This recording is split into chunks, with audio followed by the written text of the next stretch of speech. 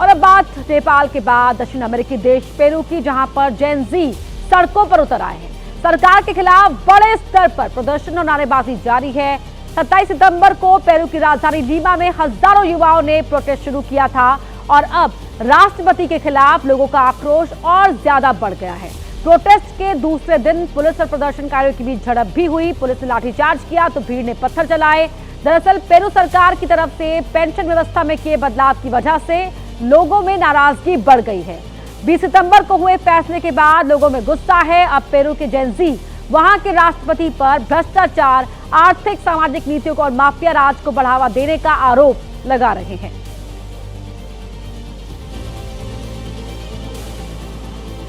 बात यूपी के सिद्धार्थनगर की कर देते हैं, जहां पर एक पेट्रोल पंप पर बदमाशों ने सरेआम हमला कर दिया और पेट्रोल पंप के कर्मचारियों से लूटपाट की। पूरी वारदात वहां लगे सीसीटीवी कैमरों में रिकॉर्ड हो गई।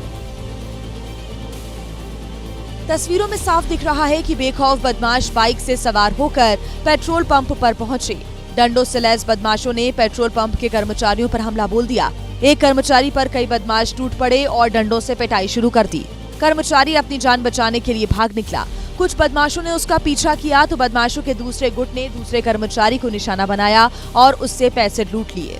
जान बचाने के लिए एक कर्मचारी केबिन में घुस गया और दरवाजा बंद करने की कोशिश की, लेकिन बदमाश वहां भी पहुंच गए और दरवाजा खोल दिया। हालांकि तब तक कर्मचारी केबिन के पीछे बने दरवाजे से निकलने में कामयाब रहा। बदमाशों ने मारपीट और लूटपाट की घटना को सरेआम अंजाम दिया। उस दौरान पेट्रोल पंप पर कई लोग भी थे, लेकिन किसी ने भी बदमाशों को रोकने की कोशिश नहीं की। 3 कर्मचारियों की तहरीर पर पुलिस ने केस दर्ज कर लिया है और सीसीटीवी कैमरे में कैद तस्वीरों के आधार पर बदमाशों की पहचान की जा रही है। छत्तीसगढ़ के बिलासपुर में लेडीज मिर्ची गैंग की एक सनसनीखेज वारदात सामने आई। वहां 2 लड़कियों ने आपसी झगड़े के चलते 2 युवकों पर मिर्ची पाउडर फेंककर हमला कर दिया। वारदात का वीडियो सोशल मीडिया पर तेजी से वायरल हो रहा है। ये पूरी वारदात हुई शहर के भीड़-भाड़ वाले इलाके बस स्टैंड रोड पर। इस दौरान एक युवती एक युवक से बहस करती रही। इस बीच दूसरी लड़की ने उस युवक के चेहरे पर मिर्च पाउडर फेंक दिया। युवक अभी संभला भी नहीं था कि पहली लड़की बाइक पर बैठे दूसरे युवक से उलझ गई और उसे थप्पड़ रसीद दिया। बाइक पर बैठा युवक भी संभलने की कोशिश ही कर रहा था। पहले लड़के पर मिर्ची फेंकने वाली लड़की ने उस पर भी मिर्ची अटैक कर दिया। ये मामला देह व्यापार से जुड़ा बताया जा रहा है। पैसे के लेन देन को लेकर लड़कों और लड़कियों में बहस हुई, जिसके बाद लड़कियों ने मिर्ची अटैक किया।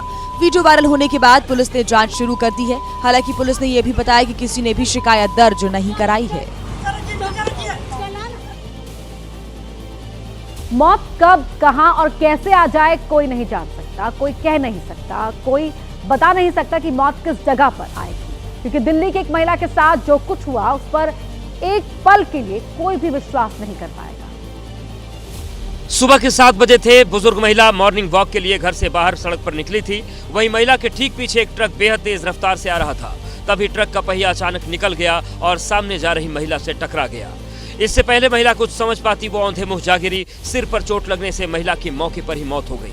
टायर की स्पीड का अंदाजा इस बात से लगाया जा सकता है कि वो महिला को टक्कर मारने के बाद भी काफी देर तक आगे तक जाता रहा और किसी दुकान के शटर से टकरा कर नीचे गिरा। मौके पर मौजूद लोगों ने महिला को बचाने की कोशिश की, लेकिन वो पहले ही दम तोड़ चुकी थी। हादसा मेहरौली बदरपुर रोड पर हुआ। सर्वे टीम पर हमला हुआ है। आरोप है कि क्रॉप सर्वे के लिए पहुंची टीम को लाठी डंडों से पीटा गया। लेखपाल और सर्वेयर को तालाब में डुबोकर मारने की कोशिश की गई। डिजिटल क्रॉप सर्वे टीम मडीगांव थाना क्षेत्र के घैला गांव पहुंची थी। आरोप है कि इस दौरान सर्वे टीम पर हमला किया गया। बचने के लिए सर्वेयर तालाब में कूद गया तो बदमाशों ने उसे वहां भी नहीं छोड़ा।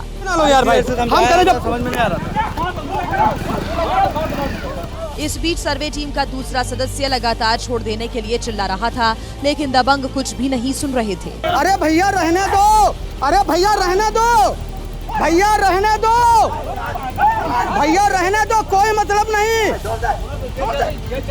भाई, कोई मतलब नहीं है भाई, क्या बैठ के बात हो जाएगी भाई।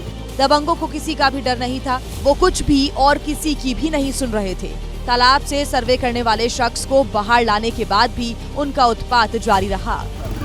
समझा रहे, समझ नहीं यार। पड़ा रहा। आरोप है दबंगों ने सरकारी कागजात फाड़ दिए थे और सर्वे रोकने के लिए धमकी दी थी।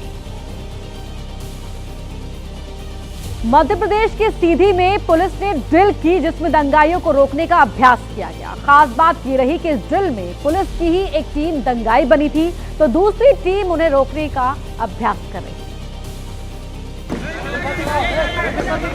पुलिसिया व्यवस्था दुरुस्त करने के लिए पुलिस परेड ग्राउंड में बलवा ड्रिल का आयोजन किया गया।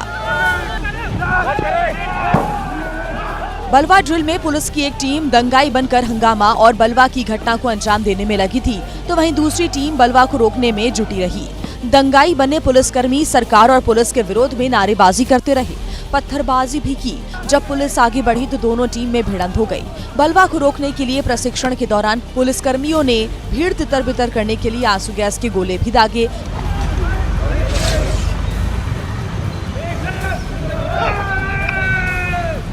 इसके बाद भी भीड़ नहीं हटी, तब हवाई फायरिंग की गई। बलवा करने वालों को भागने की चेतावनी भी दी गई। इधर हो जाओ वरना कारगर गोली कार्रवाई की जाएगी। एसपी की मौजूदगी में पुलिस ने ये अभ्यास पूरा किया। भले ही ये एक अभ्यास था लेकिन पुलिस का एक्शन रियल था। मध्य प्रदेश में एक ऐसा तस्कर पकड़ा गया है जो अपनी गर्लफ्रेंड के साथ नशीली दवाओं की तस्करी करता था। इन लोगों के साथ एक नाबालिग भी था जो अब कानून के शिकंजे में आ चुका है। जिनके पास 360 शीशी नशीली सिरप बरामद की गई। पुलिस ने कार्रवाई करते हुए एक तस्कर दुर्गेश प्रजापति को उसकी प्रेमिका मधु के साथ पकड़ा, जिनके साथ एक नाबालिग भी था। इनकी तलाशी लेने पर 105 शीशी नशीली सिरप मिली। तस्कर दुर्गेश मधु के साथ स्कूटी में नशीली दवाएं ले जा रहा था, जिसे मधु ड्राइव कर रही थी ताकि पुलिस को शक न हो, लेकिन पुलिस की सतर्कता के कारण दोनों पकड़े गए। इसी तरह एक अन्य कार्रवाई में पुलिस ने एक महिला को रंगे हाथ पकड़ा। तलाशी लेने पर उसके पास से 360 शीशी नशीली सिरप बरामद की गई। पकड़े गए सभी आरोपियों के खिलाफ एनडीपीएस एक्ट के तहत केस दर्ज किया गया है। साथ ही ये भी जांच की जा रही है कि इस खेप को कहां से लाया गया था और आगे किसे सप्लाई की जानी थी। पुलिस का मानना है कि जिले में नशीली दवाओं की तस्करी का एक संगठित नेटवर्क सक्रिय है, जिसे खत्म करने के लिए लगातार अभियान चलाया जाएगा। तो आप हर दूसरे दिन किसी न किसी रूप में आलू जरूर खाते होंगे, लेकिन आलू खरीदते वक्त अब आपको बेहद सावधान रहने की आवश्यकता है क्योंकि अब बाजार में मिलावटी आलू भी आ गए हैं। डराने वाला ये सच यूपी के गोरखपुर से सामने आया है, जहां आलू को रंगने का खेल चल रहा है। गोरखपुर की मंडी में फूड सेफ्टी विभाग ने छापा मारा और 2 ट्रक ऐसे आलू को जब्त किया जिससे केमिकल से रंगीन बनाया जा रहा था। ये ऐसे आलू थे या तो सड़ गए थे या फिर बेकार हो चुके थे। इन आलूओं को रंगकर इसे अच्छा दिखाने की कोशिश की जा रही थी और फिर यही आलू लोगों के किचन तक पहुंच रहा था। डराने वाली बात तो ये है कि ऐसे आलू हैं जिन्हें खाने से किडनी या फिर लीवर खराब हो सकता है। ये सड़ा हुआ आलू हार्ट को भी नुकसान पहुंचा सकता है। जांच में पता चला कि आलू तमिलनाडु और यूपी के फर्रुखाबाद से मंगाया गया था। मजबूरियां इंसान से क्या कुछ नहीं कराती और इसी मजबूरी में वो जाने अनजाने अपराध का रास्ता चुन लेता है। मध्य प्रदेश के छिंदवाड़ा में भी ऐसा ही हुआ। यहाँ एक ज्वेलरी कारखाने का कर्मचारी 15 लाख की चांदी के साथ गिरफ्तार किया गया। क्योंकि सचिन सोनी नाम के स्टोर को अपनी बहन की शादी का कर्ज उतारना था। सचिन जिस ज्वेलरी कारखाने में काम करता था उसका मालिक से दूर का रिश्ता था और इसी बात का फायदा सचिन ने उठाया। पुलिस जांच में सामने आया कि आरोपी ने पिछले 5 महीनों से धीरे धीरे चांदी चोरी की। वो हर बार आधा किलो चांदी निकालता और घर में छिपा देता। इस तरह सचिन ने घर में 12 किलो चांदी इकट्ठा कर ली, जिसकी बाजार में कीमत करीब 15 लाख थी और वो चांदी को इसी दिवाली में बेचने की योजना बना रहा था। पूछताछ में आरोपी ने कबूल किया कि उसने ये चोरी अपनी बहन की शादी में हुए कर्ज को चुकाने के लिए की थी। फिलहाल पुलिस ने आरोपी को गिरफ्तार कर कोर्ट में पेश किया। मामले की आगे जांच की जा रही है। पुलिस ये भी पता लगाने की कोशिश कर रही है कि चोरी की जानकारी किसी और को थी या नहीं। दिवाली के मौके पर बहुत लोग जो हैं वो सोना खरीदते हैं, सोना बेचते भी हैं और अधिकतर लोग ऐसे होते हैं जो सोना चांदी के गहनों पर इन्वेस्ट करते हैं, यानी कि उन्हें खरीदना शुभ माना जाता है और इसीलिए इसकी पूरी प्लानिंग थी दिवाली से पहले इस चांदी को बेचने की ताकि ये मुनाफा कमा सके, लेकिन पहले ही बेनकाब हो गया, पकड़ा गया।